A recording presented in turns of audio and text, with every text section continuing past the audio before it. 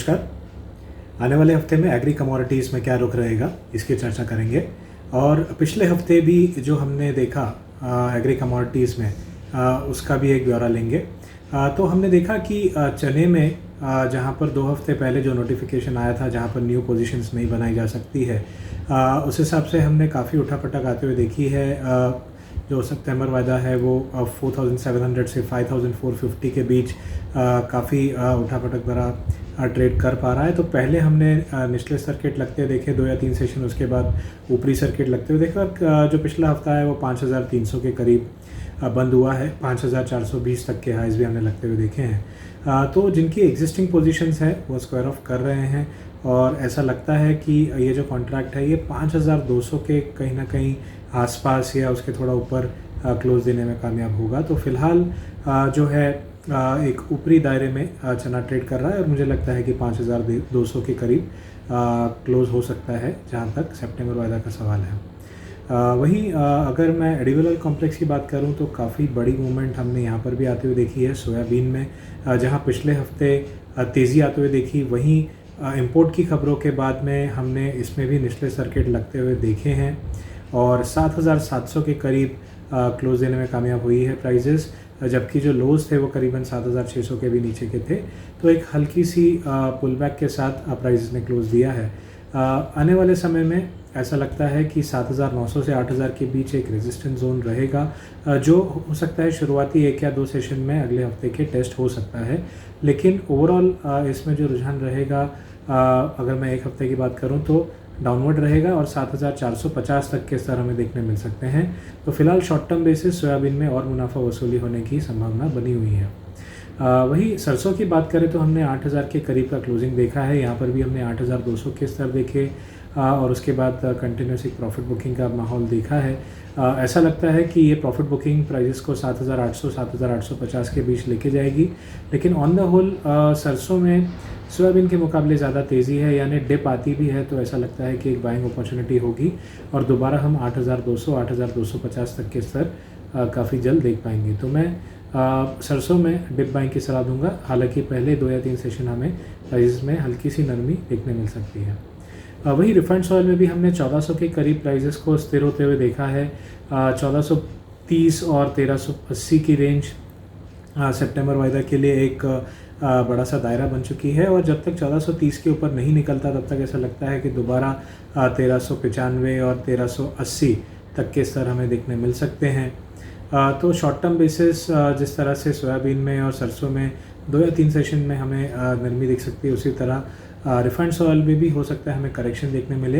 Once again 1360 के ऊपर जो ओवरऑल ट्रेंड है वो तेज़ी की तरफ है। तो 1380 के करीब अगर प्राइसेस आती भी है तो मेरे हिसाब से ज़्यादा टिकेंगी नहीं और वहाँ से दोबारा रैली आएगी। और जिस वक्त हम 1430 के ऊपर डेली या वीकली क्लोज देने में कामयाब हो गए तो 1470 तक के जो हाइज हैं वो दोबारा देखने मिल सकते हैं। तो पोजिशनल जो रुख है वो तेज़ी की तरफ है, लेकिन हाँ शॉर्ट टर्म बेसिस हो सकता है हम 1380 के लेवल छूते हुए देखें बाजार में। सीपीओ में भी हमने जो सितंबर वायदा है वहाँ पर 1145 के करीब की क्लोजिंग आते हुए देखी है। निचले स्तरों से हल्की सी तेज़ी पिकअप हुई है, लेकिन ऐसा लगता है कि जब तक 1155 से 1160 के ऊपर नहीं निकल पाएगा तब तक ऑल आउट बाइंग नहीं होगी और एक साइडवेज टू लोअर कारोबार हो सकता है, यानी एक दायरे में कारोबार होगा और हो सकता है कि हम एक्सट्रीम केस में 1120 से 1125 तक के स्तर भी देख पाएँ, जिसके बाद प्राइजेस में तेज़ी का रुख रह सकता है। तो ओवरऑल जो दायरा है वो 1155 से 1125 होने की उम्मीद है। निचले स्तरों पे मिले तो पोजिशनल जो ट्रेडर्स हैं, जो निवेशक हैं, डेफिनेटली एक बार तेज़ी का जो है रुख कर सकते हैं। अपसाइड में 1155 के ऊपर यदि प्राइजेस निकल गई तो 1180 तक के लॉन्गर टर्म टारगेट्स हमें देखने मिल सकते हैं। वहीं अगर मैं मसाला कॉम्प्लेक्स की बात करूँ तो हमने धनिया और हल्दी दोनों में ही करीबन सिमिलर क्लोजिंग आती हुई देखी है 8150 की, और एक मुनाफा वसूली का दौर हमने आते हुए देखा क्योंकि बहुत ही शानदार और बहुत ही बड़ी तेज़ी हमने इन दोनों ही काउंटर्स में आते हुए देखी थी। लेकिन हाँ, अगर मैं धनिया से शुरू करूँ तो 7650 7700 का एक जोन है, जिसके ऊपर जब तक धनिया बना रहेगा तब तक अपसाइड का रुख रहेगा और आने वाले कुछ हफ्तों में हमें दोबारा 8,300 से 8,400 के लेवल्स देखने मिल सकते हैं। तो जब तक 7,700 के ऊपर प्राइसेस सस्टेन कर रहे हैं तब तक बाय ऑन डिप किया जा सकता है। इमीडिएट सपोर्ट 7,950 का है तो डिप बाइंग की जा सकती है। वहीं हल्दी में भी 7,600 का एक महत्वपूर्ण सपोर्ट है। जब तक ये होल्ड कर रहा है तब तक दोबारा तेज़ी आने के आसार है और हम 8,400 के ऊपर के लेवल फिर से देख पाएंगे। एक्सट्रीम केस में हो सकता है हम हल्दी में 8,900 तक के स्तर भी देख पाएँ। तो ओवरऑल यहाँ पर भी बाय ऑन डिप की रणनीति अपनाई जा सकती है। वहीं जीरे की बात करें तो हमने 15,700 से 800 के ऊपर के स्तर देखे थे और 14,600 के करीब क्लोजिंग दी है। ऐसा लगता है कि एक इमीडिएट शॉर्ट कवरिंग देखने मिल सकती है क्योंकि प्राइसेस में काफ़ी बड़ी गिरावट देखने मिली है।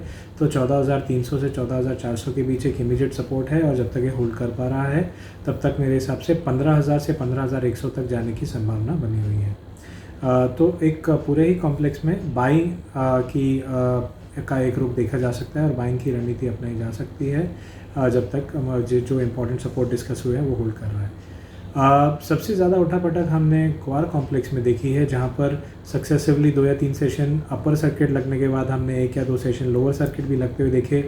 तो जब कोई एग्री कमोडिटीज़ में खास करके दाम एक दायरे से बाहर निकलते हैं, क्योंकि हमने मार्च से लेके लगभग जून जुलाई तक एक दायरा देखा था, काफ़ी सीमित दायरा था ग्वार सीड और ग्वार गम दोनों में ही।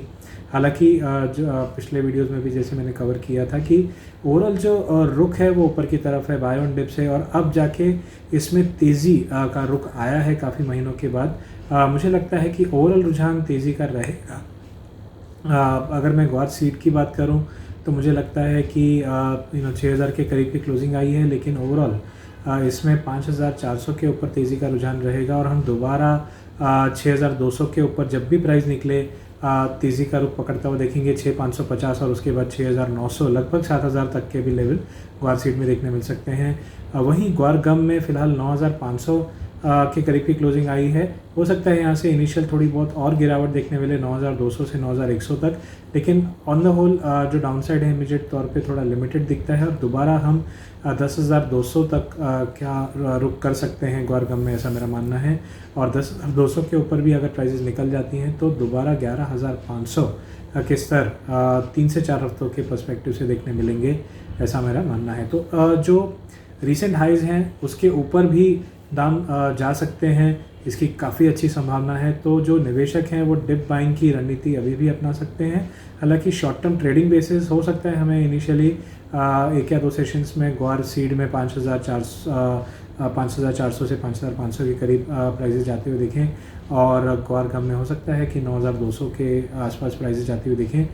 तो ट्रेडर्स जो हैं वो शॉर्ट टर्म में सेल कर सकते हैं, लेकिन जो निवेशक हैं वो इन डिप्स का फ़ायदा उठा सकते हैं जो रीसेंट हाइज थे उनको रीटेस्ट करने के लिए। तो ये था एक जायज़ा कि एग्री कमोडिटीज़ में अगले हफ्ते क्या रुख रह सकता है। धन्यवाद।